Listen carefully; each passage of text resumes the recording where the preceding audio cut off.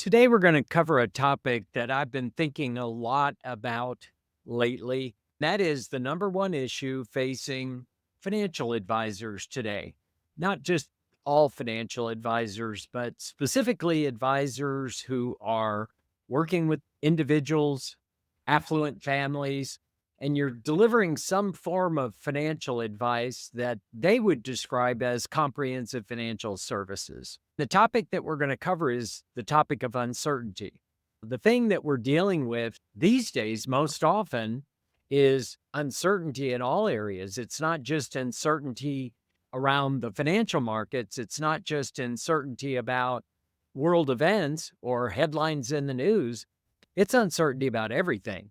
In our industry, we are now facing an inflection point having to do with AI and digital assets. Then, on top of everything, it's the uncertainty around the topic that we've been dealing with for 25 years as financial advisors, which is how do I get the attention of affluent, ideal, potential clients? How do I meet them? Where do I find them? What do we discuss? How do they get interested in sitting down with me for an initial client interview to talk business? That's the uncertainty that we've been dealing with probably forever. One of the greatest challenges for me in my career, and I'm still a financial advisor since 1981, built up a nice business, sold it, then continued to be a financial advisor. The challenge always was, how do you get the attention of potential ideal clients? And how do you motivate them to want to ask you to sit down and talk business? Because there's something about your message, there's something about your reputation, there's something that makes them want to sit down and explore doing business together. Now, that's a challenge. Over the years, it's gotten harder and harder. Things are busier now. Hate to admit it, I was in the business when email was invented. Email started out as a convenience. Over the years, who likes their inbox anymore? It's just flooded with all kinds of stuff like spam and offers, and everybody's got a pitch. So it's gotten harder and harder over the years. But that's uncertainty. It's uncertainty that we've had to deal with. But you add on top of that, we have financial markets, very uncertain. Somebody makes a statement out of Washington, and all of a sudden the financial markets drop 10 or 20% in just a short period of time. That creates uncertainty. And it's not just that you have to deal with, your clients are reading these headlines also. Then there's tensions and wars and conflicts around the world. Everything seems to be very uncertain, very shaky ground. Add on top of that, just the structural changes that we're seeing in our industry. AI is changing everything. It's an inflection point. It's trying to do what financial advisors do, and some financial advisors are nervous about it, and other advisors are more or less ignoring it completely. The smart advisors are the ones who are nervous that AI, for what it really represents in our industry, which is it's coming for financial advisors and it's improving exponentially. At some point, it's going to occur to clients, maybe I could just not pay my fee to my financial advisor and just see if I can get AI to give me close to as good a device. Those are the smart advisors who are thinking like that, trying to get ahead of the curve, trying to understand how to create moats of protection around the business to focus on things that they can control. And then on top of everything, we have the inflection point of digital assets. You have Bitcoin, and increasingly potential clients are bringing up these issues, especially the next generation of clients. These are people that have had digital assets most of their lifetime. They're very comfortable in this world. They expect their financial advisor to understand these topics. But what's the key to uncertainty? What I've been thinking about is things may be accelerating with uncertainty these days, but we've always dealt with uncertainty. We've always had uncertainty in the markets. The issue has never been, when will we have more clarity so that we can make a decision in an uncertain market? No, at every point in my financial career, it's always been uncertain. The key and what clients are willing to pay for is that you're able to make coherent and smart decisions despite the uncertainty. It's a professional skill. How do I navigate in what are always, at some level, uncertain times? There have always been headlines. This whole problem with conflicts overseas, I mean, my lifetime, I dealt with the Vietnam War. We had Y2K. We had 9/11. We had war in Iraq. Then we had war in Afghanistan. We have been dealing with these uncertain headlines. I've had clients nervous about things like that for 40 years. So, yes, it's accelerating. It seems like it's really speeding up and it's all hitting at us at once. So, what's the key? What's the key to all this uncertainty? The key is the same message that I hope you're sharing with your clients.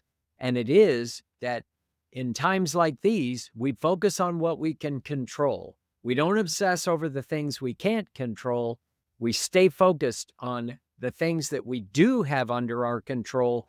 And we assess whether we have enough elements within our control to navigate through these uncertain times. So the key is focus. A new client comes in to meet with you, you sit down, you assess the situation. You're like a doctor, you're diagnosing the big picture, trying to get a sense of what the issues are with this client, this individual, this family. And like a good professional, what you do is you mitigate the risks, you lean into the strong points of their financial affairs, you create a comprehensive written lifetime financial strategy that has, as my friend Bill Backrack often says, the greatest probability of achieving your goals. Then, of course, the professional relationship is with you walking hand in hand with them through the years to course correct and make sure that everything remains on track in a world that's uncertain and is constantly pulling the financial strategy one way or the other. Either the markets are moving or the client situation's moving or something happens in the headlines that seems to temporarily affect things. And so what's the conversation with the client in that situation? It's you making a case to the client that we need to focus on the elements of your plan that are within your control. And then you make a case for, if you feel this way, you make a case for the fact that they have enough elements within their control to create the greatest probability of achieving everything that they've shared with you that they want to achieve that involves planning and money. Not a guarantee that everything is going to unfold perfectly. As a matter of fact, much the opposite. You're going to guarantee that these are always going to be uncertain times, but you have the skill, you have the experience to navigate through the uncertainty. And then by working with them over time, when things drift off course, as they inevitably do, you'll take them by the hand and you'll create recommendations and action items that are required to get them back on track. And that's the cycle. It's always getting people back on track. But you focus on the elements within the client's control. Maybe they need to add more money to their plan. That's a case that I've often made. If we're really concerned that the headlines or the market events or something's different this time, they're worried about it. Therefore, what can we do? One of the options is to create an even greater margin of safety for the client so that if things persist in a way that's uncomfortable and uncertain, now there's a wider margin of safety. You don't focus or obsess on the things you can't control, but yes, you are aware of the bigger picture, the uncertainties that are affecting this plan, but you're focusing on the things that you can control to create clarity and direction for the path that will take them through the uncertainty to their goal. So let me focus on the three areas of uncertainty that I hear a lot. It's the three that I mentioned earlier. How do I get the attention of potential ideal clients, orchestrate an environment where they want to sit down with me to talk business? Let's focus on that one for a minute. I've been in the business 40 years, but I've been working with advisors since 2002. So it's been a good almost 25 years. I hear this a lot. I'd like to be able to do some client acquisition activity. I'd like to go out there and rub elbows with people, but I'm not able to say the things that I would like to say to create interest in potential clients and wanting to sit down with me. And of course, I'll ask what's preventing you from doing or saying the things you want to do. And I'll often hear compliance. I'd love to make some compelling pledges to potential clients, things that we will do on the service front that just no other firm in town is willing or able to do, except my compliance department, my compliance consultant, my compliance officer doesn't permit me to talk about such things. We've just identified something that's outside of your control. So what can you do? I hate to jump all the way to the end, but there are some strategies you can try. But at the end of the day, you have total control. You could pick up and set up your own RIA. It might take 6 months. It will take about $6,000, but it can be done. And it's a lot easier than most advisors think. I've done it more than once, set up an RIA, and I've helped dozens of advisors do this. I'm not recommending that you do that. I'm just making a point. Don't tell me you don't have things within your control. You do. You could pick up and be your own compliance officer. Then you read the regulations and you decide. I always have had my own private compliance consultant, but at the end of the day, it's a consultant that I've hired, oftentimes someone who used to be in regulatory enforcement who's now consulting. I want to know where the line is. But in the end, if it's allowable, it's your call. Let's talk about the second inflection point, AI. AI is definitely an inflection point in our industry. There's no doubt in my mind. I did not take it seriously for almost 2 years. I just dismissed it as a novelty. It's something that some people understand how to use it and harness it, and that's not me. Last November, I started doing a deep dive into AI, and I now have a very good understanding of its potential and its exponential improvement rate, and it is a threat to financial advisors. One thing I've noticed about all these periods of uncertainty in all these different areas of our business over the years, have you ever noticed that some people get gobbled up and go away in our industry? They either surrender to the onslaught of the change, or the change eats them alive and they just go do something else. But there's always some group of people that profit from the adversity. I don't care if it's inflation or some shock to our economy like global financial crisis. I notice even in those times, there's always a segment of businesses and individuals that seem to profit off those times. So what was it that they saw that nobody else saw? How do you take the current crisis and look at what's going to benefit from that and then harness that? AI is much that way. It's an inflection point in that it's a risk and it will eat up many financial advisors. Any financial advisor that thinks their business is all centered around numbers and math and projections and even financial planning software. So a financial advisor that thinks this software that I present to my clients in the form of reports, or sometimes I'll pull projections up and I'll make a case how they're okay using financial planning software. I personally think those financial advisors are in deep trouble. Those are the ones that'll be absorbed by AI first. Anything having to do with math and logic and numbers.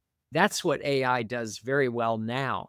What we're doing in our program with the financial advisors we're working with is we are identifying the things that AI is really good at doing, and that's the math and the projections and the numbers part of the business.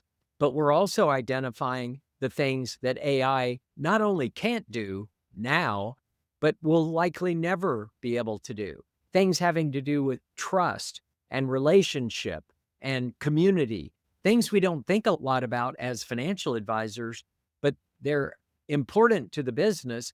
And there are areas of the business that you don't currently think about, like community. Figure out, how do I embrace that? That's something that AI will never be able to do. Have a human relationship with another human. But so that's AI. It's both a risk, and it is a real risk to financial advisors, but it's also an opportunity. It's an opportunity for advisors who can see where this is heading and lean into the things where they will profit from AI as opposed to being gobbled alive by AI. It's an issue of survival at this point. And then finally, an issue that I also started looking into late last year, and that is digital assets, specifically Bitcoin.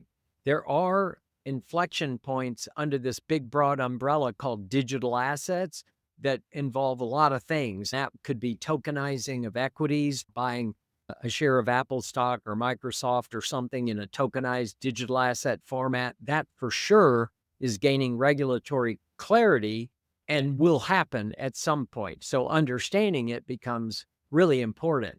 But there's also Bitcoin.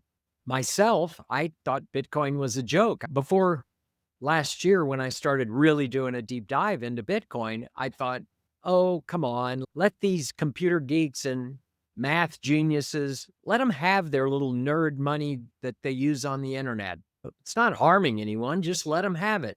What I didn't realize is behind the scenes, central banks all over the world and treasury departments all over the world are very nervous about this. It's the idea that an entire monetary system has been engineered that could replace the current global central bank system. Now, they may think it's unlikely, but the thing they also know is they can't stop it. It's been figured out all over the world where governments have come in and made it illegal. There are countries today that have made Bitcoin illegal, but those are the very areas of the world where we see adoption growing the fastest. But whether it's legal or illegal is not the issue. The adoption of Bitcoin is growing exponentially. So you may not be getting questions about it today, but within the next year or two, you're going to be getting a lot of questions about Bitcoin. What's the call to action with Bitcoin? I have no horse in this race other than my concern for my fellow financial advisors. And my call to action for every financial advisor is commit that you will invest 100 hours in learning the topic. That's it. That's the only thing that I'm recommending. You can do it on YouTube. I have another video where I go through a curriculum that I would recommend for a financial advisor to spend 100 hours really nailing down the opportunities that Bitcoin creates as clients start more and more coming in with questions. The bottom line is Bitcoin's very easy to use. That's why adoption is growing so quickly. Two people can transfer money, whether it's $10 or $10 trillion, you can transfer money in a second anywhere in the world. You can't do that with gold. You could do it with money, meaning fiat currency, US dollars. I've done it. I've wired money for my clients internationally. It's expensive. It's a hassle. You don't need an institution. They've engineered a monetary system where you can do it instantly, and it'll do the currency conversion from US dollar to whatever the currency is on the other end in an instant. So the whole thing just happens seamlessly. Central banks are very nervous, and they're keeping an eye on this. So I recommend that you invest time in learning Bitcoin. Why 100 hours? I described that in another video as well, but basically it's my experience going through this journey of learning about Bitcoin, where after 20 or 25 hours of study, you think you got it all figured out. You know why it's not ever going to work. You got this thing wired. And then after 100 hours of study, the dime drops.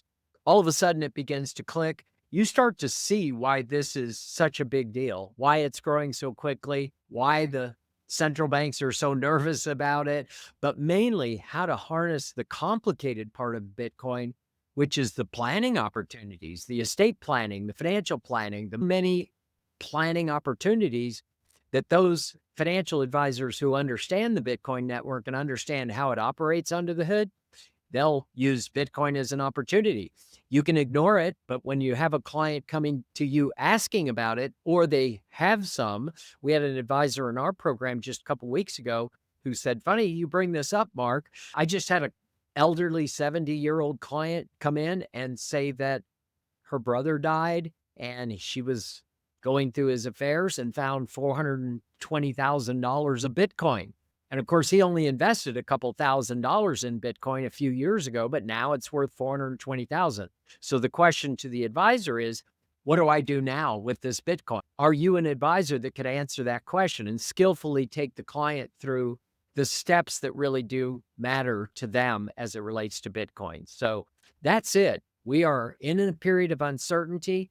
The good news is you have enough elements within your control, whether it's getting the attention of potential clients in a very busy world where they just are trying to tune things out. They're not trying to tune you in as far as what you can offer them. So this is uncertainty that you can control.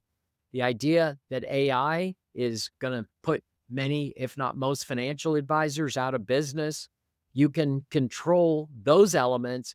You can harness AI to do what it does best. You can start identifying and sharing with your clients and your potential clients the things that you do that AI does not do. And there will always be a market, especially among the affluent, for people that just want to work with a person. There will always be affluent people who want to cut through the automation and deal with the principal, and that's you. And then as far as Bitcoin, it's just a learning curve. I love the description intellectual arbitrage. There is an intellectual arbitrage at play here. There are those financial advisors who don't understand Bitcoin, who have dismissed Bitcoin. They're skeptical about Bitcoin, so they steer conversations away from Bitcoin.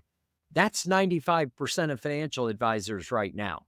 Then let's call it 5% of advisors who either are skilled at explaining Bitcoin or they're on the path to 100 hours to where they could handle that topic with one arm tied behind their back. They understand it fully.